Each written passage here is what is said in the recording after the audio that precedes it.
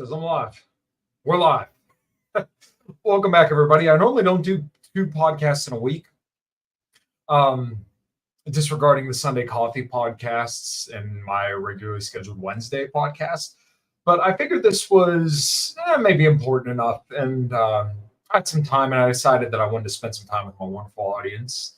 I spent nearly 3 hours with you guys last night, but I figured I'll probably spend a little bit of time tonight to talk about the latest news. So, Russian assets in American media.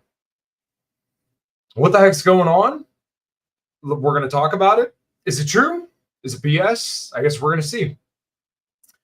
I have my opinions, and we'll get to those definitely shortly. But like I said, I figured I would like to spend a little bit of time with my audience instead of sitting around playing Majora's Mask, which I've been doing a ton of after I beat Ocarina of Time, which if you're a gaming person, I definitely am.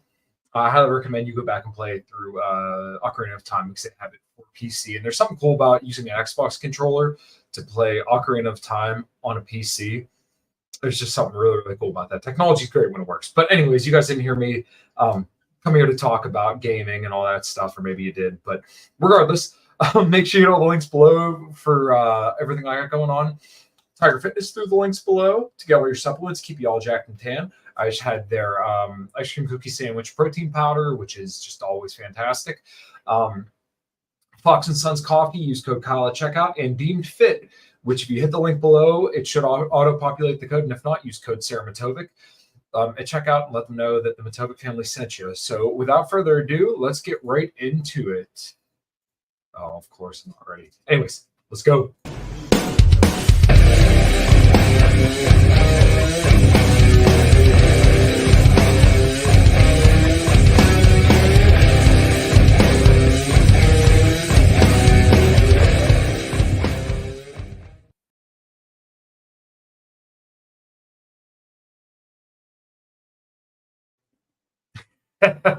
Welcome back, everybody. Yeah, Lauren, you know what? I'm going to say, yeah, I agree, JC. She is pretty good looking.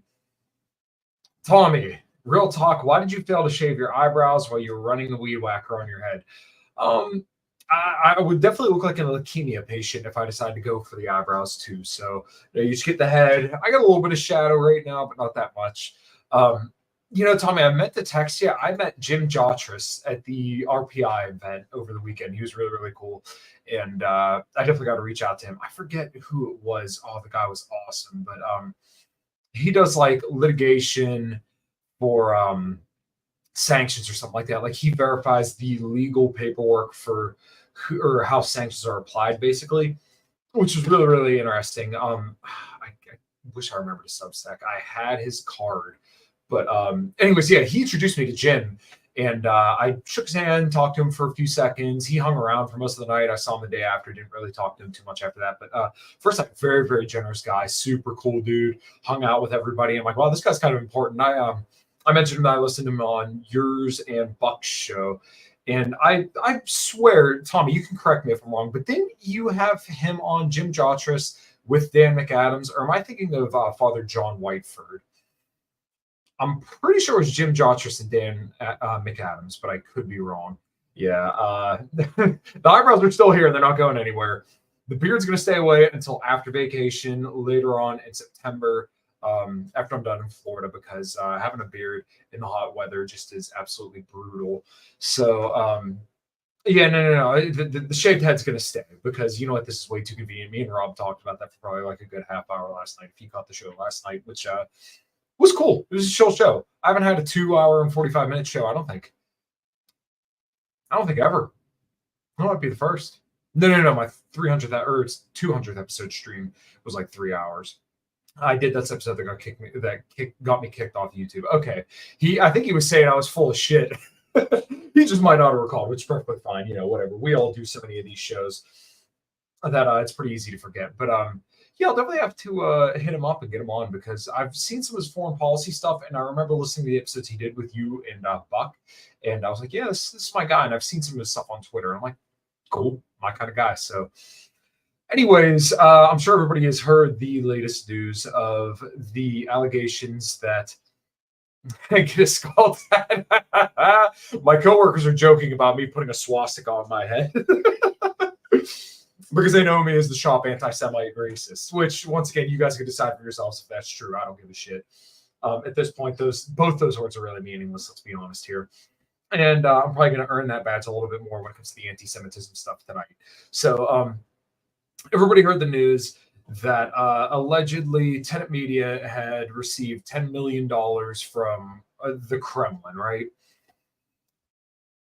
Is it true? We're going to read through it. I briefly read through the DOJ statement. I didn't read through the indictment because there's like 30 pages. And for me to sit down and find time to read 30 pages, that's a monumental task. Let's say that. They accused Tenet Media of being Russian assets paid off by the Kremlin. And that include Tim Pool, Dave Rubin, Lauren Chen, Benny Johnson. Trying to think of some other names. I know there were a few other people that are associated with Tenet Media that all kind of got thrown under this umbrella. But the basic gist of it is that they were paid to promote pro-Russian propaganda. And there was a video going around of Tim Pool yelling, saying that Ukraine is our enemy and they're a threat to the world and this and that. And I'll give Tim props on that one. You're more right than wrong. We'll put it that way. Now, he doesn't apply that to Israel, which is always very, very funny, because it's unpopular with his audience to go against Israel. And probably, like I've thrown out there before, it's probably unpopular with the Trump campaign, who's likely paying him to come out against Israel. So he's not going to touch that, but he'll touch Ukraine because that's pretty safe. My biggest grievance right now with the whole Republican side is that they're good on Ukraine, somewhat, at least most of them. Trump really isn't that good on Ukraine, despite what people think, because he was, all for tearing up the open skies treaties, all this and that. And then, as I talked about on last week's show, that he basically greenlit the more recent aid package to Ukraine, Israel, and Taiwan. But regardless, they kind of marketed themselves as being anti-Ukrainian war, which is a good thing. I give them props for that. And a lot of the Congress people have actually been better than Trump on this issue. But when it comes to Israel, they're quiet. In fact, even JD Vance, there's a video going around of him saying, we would be sending all this money to Israel, aid that they need, but Democrats want to stick it to aid for Ukraine. Well, in my mind, you kind of have to do basically both. In my mind, right? To be consistent, you would have to in my mind, you should have to avoid doing. You should fund both. I'm sorry, I got a message and completely threw off my train of thought. In order to be logically consistent, and you would have to be able to fucking say, fuck you, we're not funding either. We're not funding Israel, we're not funding Ukraine, and we're definitely not funding Taiwan, even though there's like unanimous consent. We'll go with that. Unanimous consent for funding Taiwan, which that one no one ever talks about. So Temple put out that video, which automatically makes him a Russian puppet, right? I don't agree with that, but that's the way that people are painting it. He's a Russian puppet now because he said Ukraine's your enemy. And then Lauren Chen, and it's so funny because like all of the right wingers were very, very quick to jump on saying Russiagate is a hoax, and they were right. They were 100% right that Russiagate is absolute bullshit. But there's a lot of these same fucking people who called Russiagate a hoax that are jumping right on this and saying this is 100% legit. Fucking Merrick Garland, which we were going to cover this. Merrick Garland is they're Russian assets. He was wrong about the Trump indictments and he was wrong about Russiagate. Oh, but he's got to be telling the truth about this one. And you know why it is? Because who was it? Will JC, if you can help me out here. Will, the dude who debated Dave and Scott Horton on Israel, he seemed to be operating in good faith, but though today I'm like, dude, you're so much better than this. He had said that basically people were getting switch your mic input. Will Chamberlain, that's it. Am I on the wrong mic? Nobody said anything. Kevin, thank you. Default microphone, live camera. Oh my God, you are a fucking savior. There we go. Kevin, is that better? That should be better. That should be, yeah. So anyways, I'm sorry for the poor audio quality because apparently it was coming through my camera. But anyways, Will Chamberlain, yes, fuck him because he was saying, it was for my camera. This should sound better now. but he was basically saying that Lauren Chen was being paid off by Russia, and that's why she's criticizing Israel. I'm like, dude, you're so much better than this. You had a good faith debate. Like, I will give you credit if you're a good faith when it comes to the topic of Israel. He didn't seem like he was being paid off. He seems like a legitimate Zionist who just believes in the state of Israel and how Israel's our greatest ally and all this and that.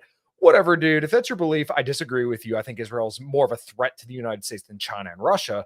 But when we're going down that line, like if you have the firm belief that Israel's like a good outpost for the United States in the Middle East and the only democracy, blah, blah, blah, blah, the standard talking points. Okay. And then he debated Dave and Scott, and he actually came off pretty damn, reasonable in these debates. Like, like if you were a objective outside observer without a bias, and my bias is against Israel, I'll be the first one to proclaim that. If you were not biased in the situation, I think you could come out kind of going either way, because both Scott and Dave are very, very knowledgeable on the issue, and Will Chamberlain, much to his credit, is good on the issue as well, like at least knowledgeable in that respect, right? There was a comment earlier that I wanted to bring up. Any chance that Cox Smurf might get swept up in this? No.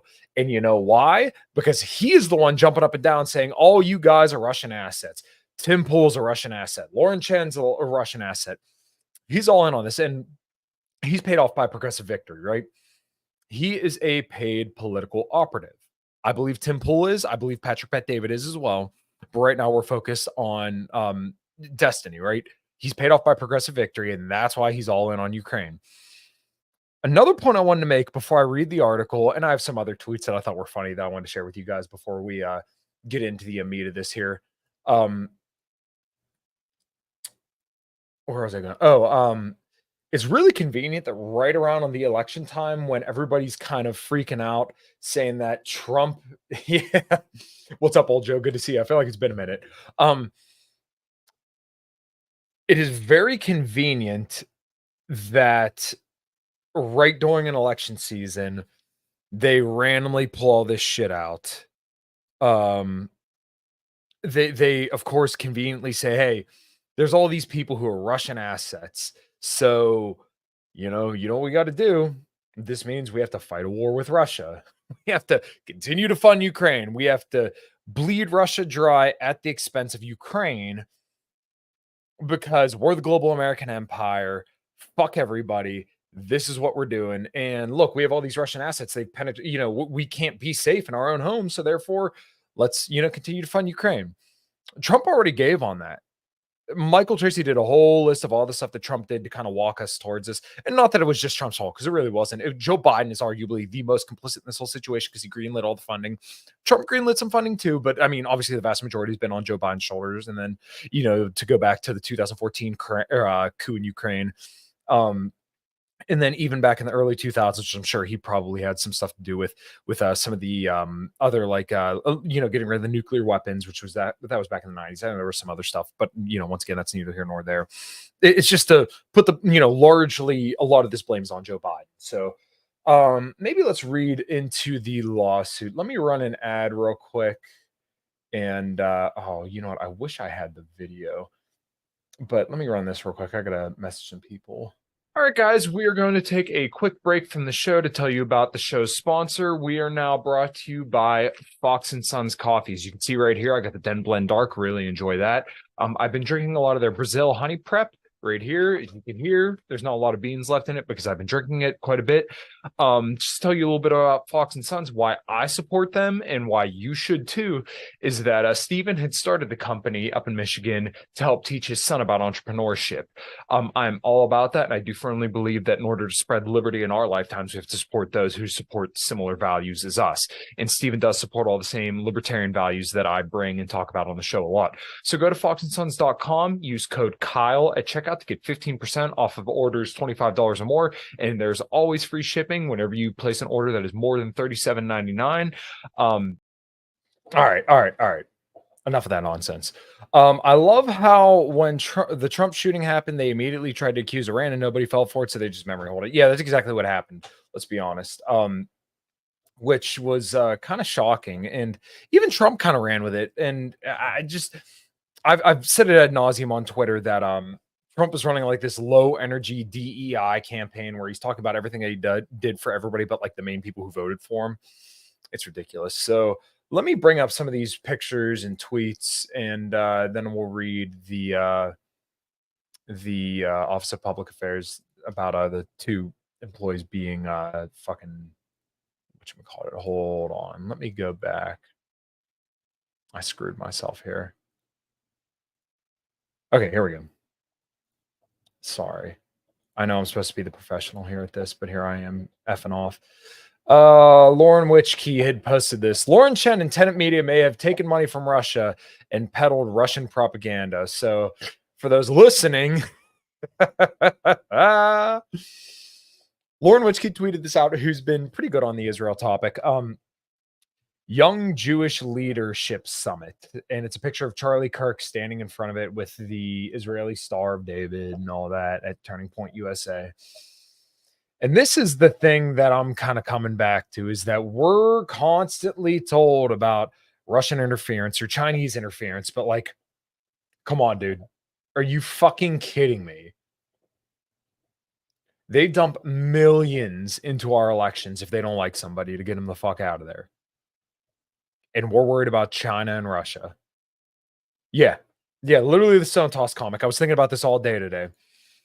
And then the next one. Okay, well, you know what? Let me share this one by Pete. Our dear friend, Pete Quinones. It's that one dude from, I forget which fucking movie, but the Department of Justice caught the Russians funding influencers working for Tenet like Tim Pool, Dave Rubin, and Lauren Southern. Impressive. Very nice. Now do APAC. I didn't retweet that, but yeah, I will. And then now, before we read the DOJ statement, I have Tim Pool blocked, but this kind of came up all over, so we'll read this. But before I do, everyone is losing their mind over Rushgate 2.0, but no one has been talking about lefty propaganda coming out of TikTok or the country that owns TikTok. Well, I mean, when you talk about TikTok, the owner's from Singapore, and TikTok is kind of owned by all sorts of different people. I think this point is largely overblown. I think it's largely because of what people are growing up with in this country. I don't think it's China trying to push lefty propaganda in America. If I'm being honest, I think it's more a reflection of our own values and our own culture here. And TikTok has been very compliant with everything. I mean, I did a whole fucking podcast about TikTok, but yeah, the owner is Singaporean. He still has control over it.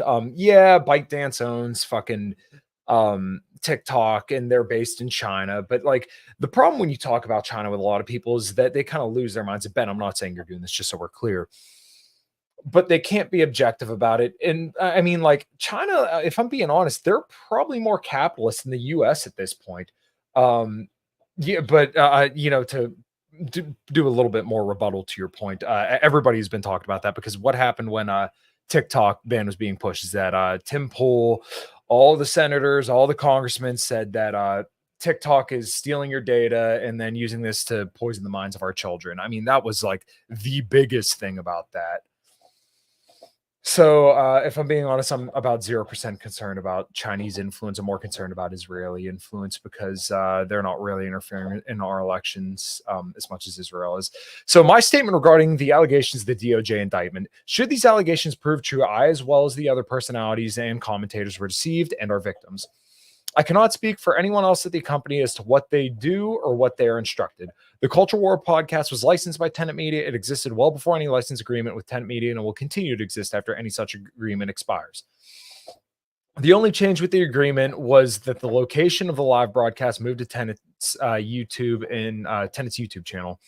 I and the Culture War never produced any content for Tenet Media. Never at any point did anyone other than I have full editorial control of the show, and the contents of the show are often apolitical. Examples include discussing spirituality, dating, and video games.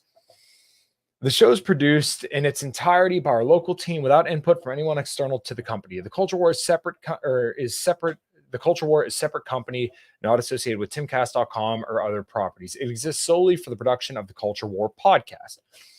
That being said, we still do not know what is true, as these are only allegations. Putin is a scumbag. Russia sucks donkey balls.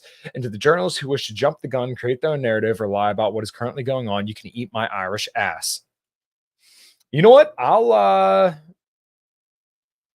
He was fair about it. And like, people are freaking out about some of the comments that he's saying about how he folded like a paper blanket. Tim pulls a jack off, and I think he's paid to lie by omission. That being said, he's fucking trolling you. If you can't read the room and see that him saying that Ukraine is our greatest ally and all this shit as him trolling, I don't know what to tell you. Yeah, Sean Russell. According to Nikki Haley, just 5 hours on TikTok, 100% more anti-Semitic. Yeah, only if, man. Only if. So I guess let's read the Department of Justice statement. Office of Public Affairs, U.S. Department of Justice. It actually took me a little bit to find this because everybody was sharing it and talking about it, but no one had just really shared this. So once again, the indictment is in here. I put this in the link below so that way you guys can look at it for yourself to see. Once again, I'm not bullshitting you or anything like that, but you can read it and make up your own mind. I briefly read through this, but we're going to read through it together, and I'll give you my thoughts kind of as we're reading it. So 2 RT employees indicted for covertly funding and directing U.S. company that published thousands of videos in the furtherance of Russian interests. Employees of Russian state-controlled media outlet deployed nearly $10 million to publish RT curated content, which garnered millions of views through a Tennessee-based online content creation company.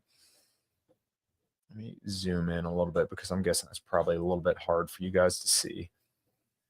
So an indictment charging Russian nationals, I'm not even going to try to say that, Konstantin Kalashnikov, also known as Kostya, and Elena, I'm not even going to try to say that, also known as Lena, with conspiracy to violate the Foreign Agents Registration Act. FARA and conspiracy to commit money laundering was unsealed today in the Southern District of New York. Kalashnikov and Lena are at large. So I brought this up before, but they have charged, the Department of Justice has charged Chinese professors in colleges who legitimately were born here and everything under the FARA Act. They are now doing this with Tenet Media and RT. I don't know how people are buying this after what happened with Russiagate and all the propaganda for the Ukraine war. But there are plenty of people who were sold on the Ukraine war that are just eating this shit up. I mean, it is absolutely amazing to me that people don't fucking see this clear as day. The Justice Department has charged 2 employees of RT, a Russian state-controlled media outlet, in a $10 million scheme to create and distribute content to U.S. audiences with hidden Russian government messaging, said Attorney General Merrick B. Garland. The same one that everybody said is falsely accusing Trump of this and suing him over that, all that bullshit. Everybody's fucking eating this up from him. I don't get it. The Justice Department will not tolerate attempts by an authoritarian regime to explore a country's free exchange of ideas in order to covertly further its own propaganda efforts, and our investigation into this matter remains ongoing. Like Pete said in the meme, what about AIPAC? I've beaten this drum ad nauseum recently because it's so mind-boggling that nobody else is talking about this, but anti-BDS laws. You don't consider Israel an authoritarian regime using propaganda to promote their their agenda? Clearly they're doing that. Is Russia doing that? Yeah, maybe in some small cases, but we're going to freak out about this, but we cannot talk about Israel. Come on, guys. Let's get fucking real. Our approach to combating foreign malign influence is actor-driven, exposing the hidden hand of adversaries pulling strings of influence from behind the curtain, said Deputy Attorney General Lisa Monaco. As alleged in today's indictment, Russian state broadcaster RT and its employees, including the charged defendants, co-opted online commentators by funneling them nearly $10 million to pump pro-Russia propaganda and disinformation across social media to U.S. audiences. The department will not tolerate foreign efforts to legally manipulate American public opinion by sowing discord and division. Once again, what does Israel do? But the reason why they can't go after Israel is because Israel doesn't have to register under the Foreign Agents Registry Act. They're the only foreign government in the world that doesn't have to. Convenient that, huh? Anyways, covert attempts to sow division and trick Americans into unwittingly consuming foreign propaganda represent attacks on our democracy. Oh, of course. There it is, our democracy, said FBI Director Christopher Ray. Today's actions show that as long as foreign adversaries like Russia keep engaging in hostile influence campaigns, they're going to keep running into the FBI. We will continue to do everything we can to expose the hidden hand of foreign adversaries like Russia and disrupt their efforts to meddle in our free and open society that we don't really have. The Russian government has long sought to sow discord and chaos in the United States through propaganda and foreign malign influence campaigns, says General Matthew G. Olson of the Justice Department's National Security Division. As alleged covert operations by RT employees exploited our free and open press, targeted millions of Americans as unwitting victims of Russia's psychological warfare. And what the hell do we do to other countries? You think we don't do some psychological warfare? You don't think we ain't dicking around in their fucking, domestic politics? We are. As alleged, the Russian state broadcaster RT orchestrated a massive scheme to influence the American public by secretly planting and financing the content creation company on U.S. soil. Said attorney U.S. Damian Williams for the Southern District of New York. The instruments of the scheme were RT employees Konstantin and Lena, who managed the operation from Moscow using fake personas and shell companies, and the victims of the scheme were the American people who received Russian messaging without knowing it. As the charges unsealed today demonstrate, this office will work with our law enforcement partners to unmask and hold accountable all those who conduct malign influence campaigns in the United States, no matter how hard they try to hide their tracks. So it's funny because these people, much to their credit, have been at least decent on the Ukrainian war. We can't have that. If you live in America, you cannot question the military-industrial complex. You cannot do that. You got to believe everything they tell you. We got to send $200 billion to Ukraine. Why? Because our democracy. Because democracy's at stake. Democracy. Ring the bell. If I had a bell, I'd hit it. I don't know. There you go. I have a slap noise. According to court documents, RT, formerly known as Russia Today, is a state-controlled media outlet funded and directed by the government of Russia. My understanding is that that's actually not as true as people would believe. So I know Abby Martin has talked about this, and she worked for RT for a while, and I know my buddy Will Porter also does some work with RT. I don't think it's like the US. Let's just put it that way. Over at least the past year, RT and its employees, including Kalashnikov and Lena, deployed nearly $10 million to covertly finance and direct a Tennessee-based online content creation company, U.S. Company One. In turn, U.S. Company One published English language video on multiple social media channels, including TikTok, Instagram, X, YouTube. Since publicly launching about November 2023, U.S. Company One has posted nearly 2,000 videos that have garnered more than 16 million views on YouTube alone. Many of the videos posted by U.S. Company One contain commentary on events and issues in the U.S., such as immigration, inflation, and other topics related to domestic and foreign policy. While the views expressed in the videos are not uniform, most are directed to the public stated goals of the government of Russia and RT to amplify domestic divisions of the United States.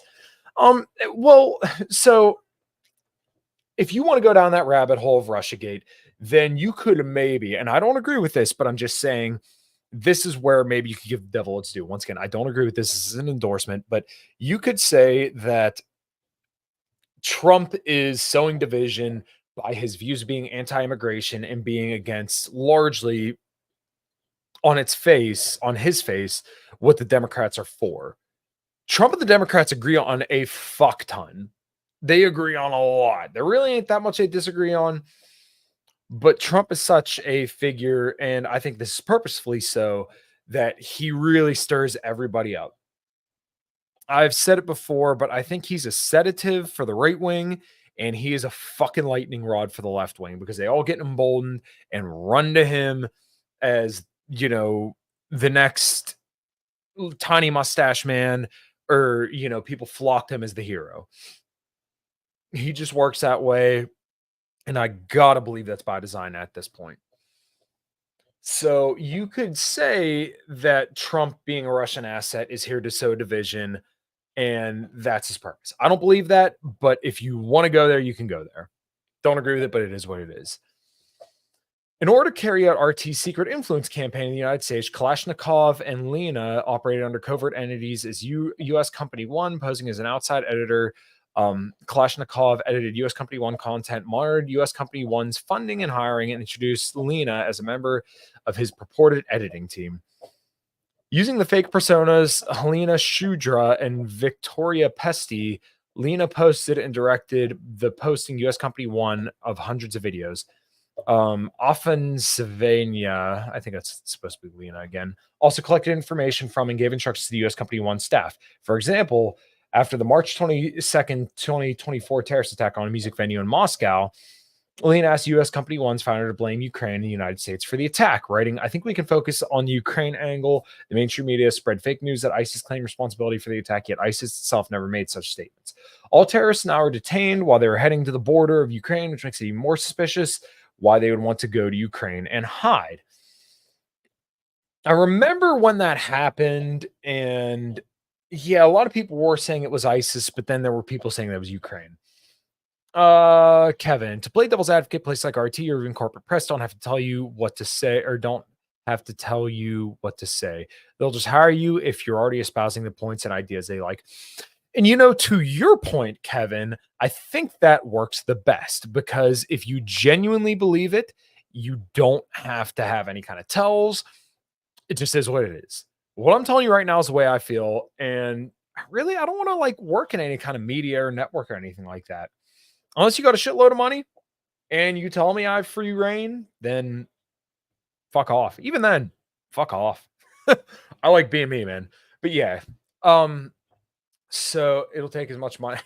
I'll take as much money from Russia, China, or Iran to keep posting my based opinions. Yes, exactly. Yeah. We need to arrest all the hoppas until we even figure out what is going on. Yeah. So I tweeted this earlier, but yeah, if Russia, China, or Iran are looking for somewhere to send some money, hey, I am right here. Links in bio. Anyways, continuing on. Between in or about October 2023 and in or about August 2024, RT sent wire transfers to U.S. Company One totaling approximately $9.7 million, which represented nearly 90% of the U.S. Company One's bank deposits from all sources combined. The wires were sent from shell companies in Turkey, the United Arab Emirates, and the Mauritius. I don't even know where the fuck that is. And were often accompanied by wire notes describing the payments to the purchase of electronics. For example, the wire note for a $318,000 wire payment from a shell entity in the Turkey to U.S. Company on U.S. Company One on March 1st read, "Buying goods, invoice, iPhone 15 Pro Max, 512 gigs. U.S. Company One never disclosed to its viewers that it was funded and directed by RT, nor did U.S. Company One or its two founders register with the Attorney General as an agent of a foreign principal. Kalashnikov and Lena of both of Russia are charged with conspiracy to violate FARA, which carries a maximum sentence of 5 years in prison, and conspiracy to commit money laundering, which carries a maximum sentence of 20 years in prison. If convicted, a federal district court judge will determine any sentence after considering the U.S. sentencing guidelines and other statutory factors. The FBI is investigating the case. Assistant U.S. Attorneys Alexander Lee and Juliana Marie for the Southern District of New York and trial attorney Brett Reynolds of the Justice Department's National Security Division Counterintelligence Export Section controller prosecuting the case. Indictment is merely an allegation. All defendants are presumed innocent until proven guilty beyond a reasonable doubt in a court of law. And of course, much like false grape, EPAR, if you know what I'm saying, because apparently YouTube doesn't like that word. As soon as you make these accusations, you're automatically guilty until proven innocent. Lauren Chen was already fired from The Blaze. And we're supposed to believe that the right wing today isn't for cancel culture, but they immediately, within 24 hours, fired Lauren Chen from her job. That does not sound like innocent until proven guilty to me. And if we're going to talk about foreign influence, once again, we got to talk about Israel. I'm not saying that's the only foreign influence, because it's not. There are other lobbying groups. There are foreigners who come here on behalf of who they feel is their family, their brothers, their sisters, whoever. and then want to lobby the US government to go do regime change in different areas. I mean, like when I had Anya Parmpill on, we talked about how that's kind of happening with Venezuela. It's not just Israel, but Israel is definitely the elephant in the room because we have given them more money than any other country in the entire planet. There's, other African countries, Saudi Arabia, the United Arab Emirates, Ukraine, obviously, Taiwan. There's plenty of countries that are vying for influence, but none of them pour as much money into our elections as Israel does. Russia, I don't know how people still think this is like a big deal. And same deal with China, because there is unanimous consent amongst our entire government. We got to go to war with Russia. We got to go to war with China. We got to go to war with Iran. So, all the money that went to them, were they paid off by Russia to peddle Russian talking points? To be honest, we're never really going to know if that is like the dead truth of it. I don't think so. They already made a shitload of money. I mean, there's no way that Tim Pool already isn't fucking, stacked when it comes to like cash. Lauren Chen has been around for over, I'm pretty sure, like a decade. So why would she all of a sudden need to take a check from Russia Today? I don't know. Russia Today has hired plenty of Americans to speak about the news. And even Abby Martin had spoke unfavorably of Russia. I think this is bullshit. Do I have definitive proof that it's bullshit? No. But immediately my guard's up. Oh, what's with the Tim Pool haircut? I was balding, am balding. So it's pretty thin right here. We talked about this last night, me and Rob, and I just decided, fuck it. I'm shaving my head, and that's that. A follow-up question: where's your beanie? I did wear one this morning when I was walking the dogs, but yeah, I typically don't wear one. It's pretty warm in here. I was wearing a Hawaiian shirt before I changed into just a black shirt, but I was like dying in that fucking Hawaiian shirt. So I'm like, all right, I got to change. So you know what? I think that's pretty much all I got. I want to give a shout out to the members who dropped in the chat. Let me scroll through and make sure I got everybody. JC, thank you so much, brother, for dropping in. I appreciate it. And my boy, the fellow guitar player in a common ground, the very, very great B Cornish. I appreciate you dropping in, man. Yeah, Temple did ruin beanies. But yeah, if you're listening right now, feel free to become a member for $2.99 a month. I try to make this as affordable as possible. And I do put some videos up just for members, the Common Crown performances, and I occasionally do some shorter form content that I release just to the members, and I make it public a little bit later on.